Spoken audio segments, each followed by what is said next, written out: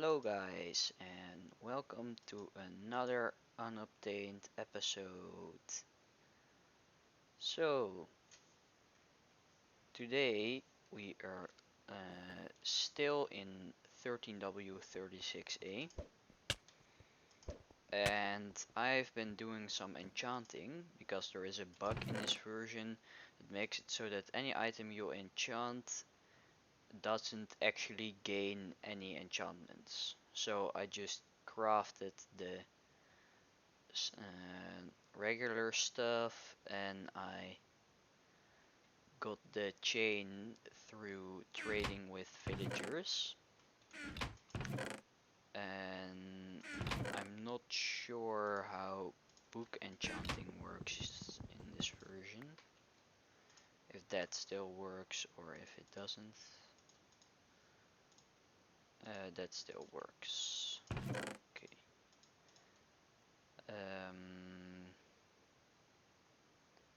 So that means we can't get shears like that because you can't enchant shears regularly in Enchantable.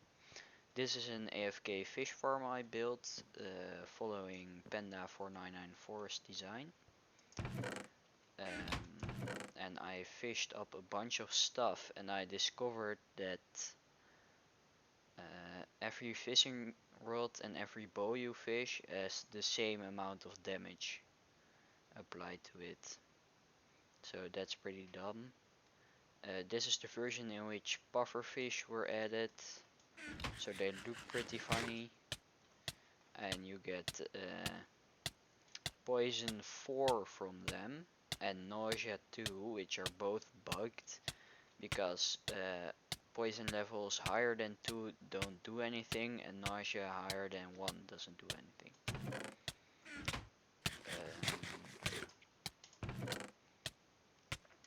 So I'll take a bow and a fishing rod and I'll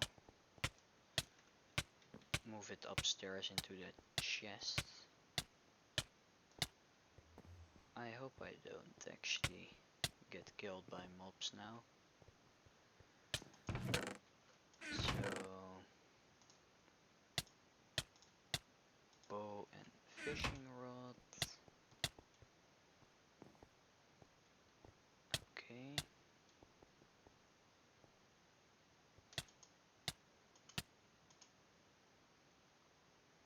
You can't even sleep if you're taking damage, so that's kind of terrible.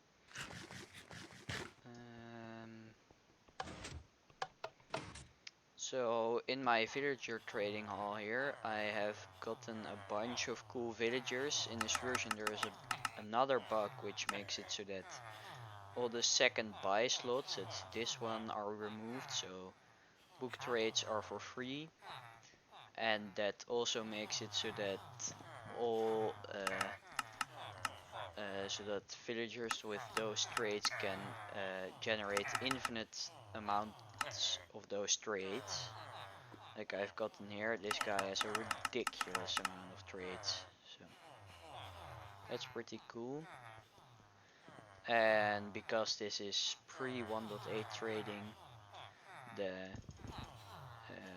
these guys have ridiculous trades too.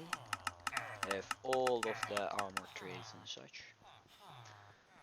So I got these perfect villagers by save state trading with them, which is the method in which if you get a bad trade, you just relog with the chunk save stated and the trade is gone and you can trade with them again and try to get only perfect trades on them, which is what I did there.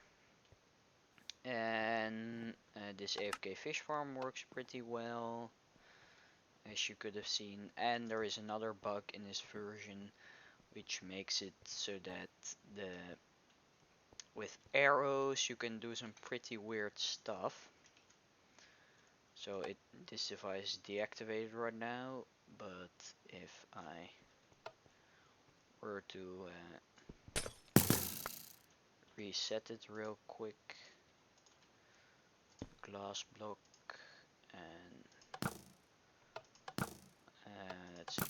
3 arrows. I'll have to click very fast here, because only then it actually places the pressure plate. Which makes it so that you can transform blocks which regularly have data values, and you can pick those up. So as you can see, this turned from a regular wood slab, which is 0126/0, it turned into 0126/3. So that's a thing, and you can also get it and use this device to get bugged data values. If I just press this button a few more times and I add these guys back,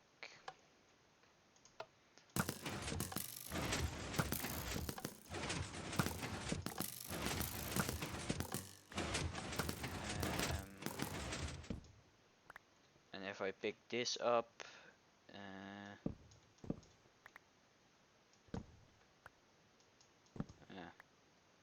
it didn't work this time apparently.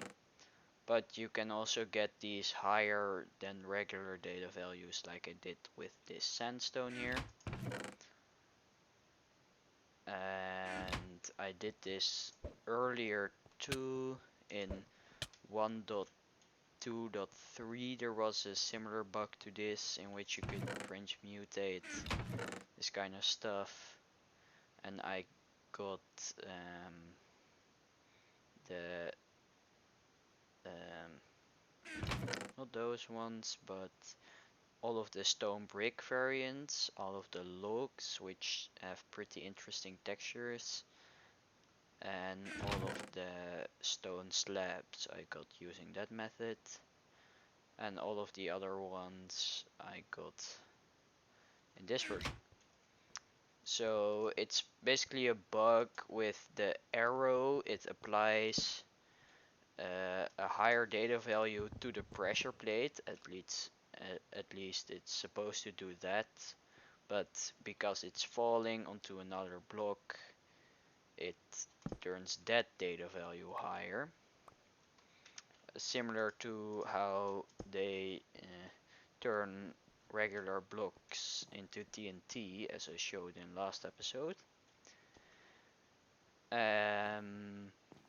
I've also done some regular progress in my world with actually setting up this little storage system I built here. I need to get more item frames and such, but it's pretty good actually. I set all the filters for it.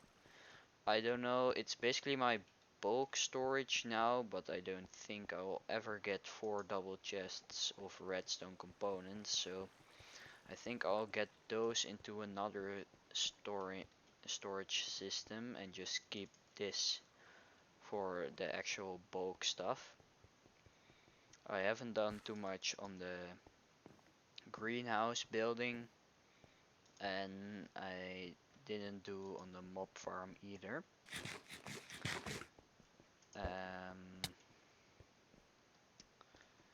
I did get a slime farm set up, which I did with the portal items. I don't have them currently, but I set it up over here. It's probably way too close to my main base, and it's too close because portals get very laggy in 1.14 and 1.13, but in those versions those are so buggy that I think I will move to another place that's not my base here. So all of these blocks down here are portal blocks, and as you can see, slime spawn and they instantly get teleported into the Nether. This is going too quickly here. The mob cap, there's a bunch of entities there, you can see in the top left corner. Maybe it counts tile entities or something. Or there is just a hole underground with a bunch of beds in. Not sure. And I'll stop rambling here and quickly go to the Nether, because I've made a bunch of progress on the perimeter actually. So, and I want to show you guys my Nether transportation system. Hopefully the portal isn't too loud. So there's a bunch of lag because of these slimes that are down here. Oh god. The sound, it's terrible. I'm going to turn the sound down. Enemy monsters. Okay. Oh, I was hoping I could one-tap them. Hello, dude. Okay, he's dead. Killed a bunch of slimes.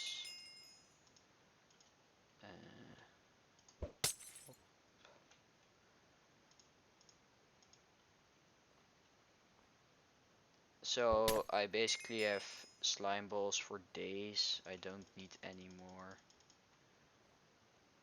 I have way too many already. And there are 256 entities around here right now, so that's nice. I'll turn to peaceful and back, so all of these guys despawn real quick. I need to set up a proper piston elevator here, but I don't know if those will break in the actual 1.7 release.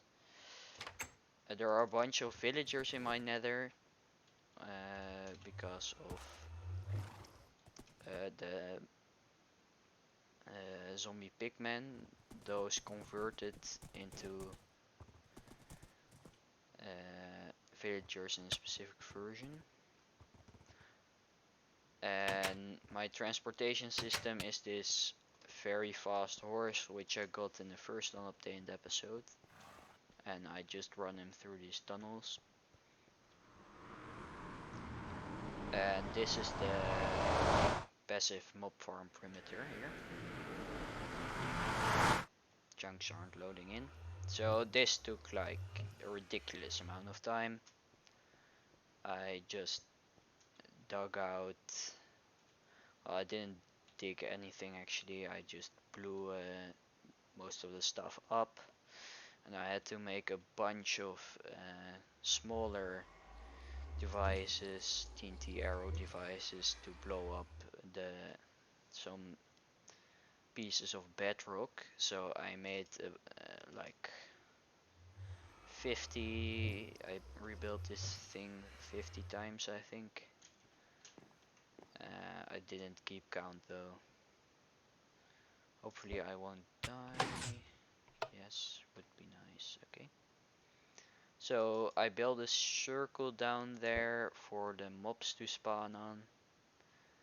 You can't see it right now, but it's covered with portals, and that's and they don't render because the 1.7 code is basically like, okay, I'm a portal, I have to rotate based on other portals around me, and they can't actually make corners, so they lose their texture completely.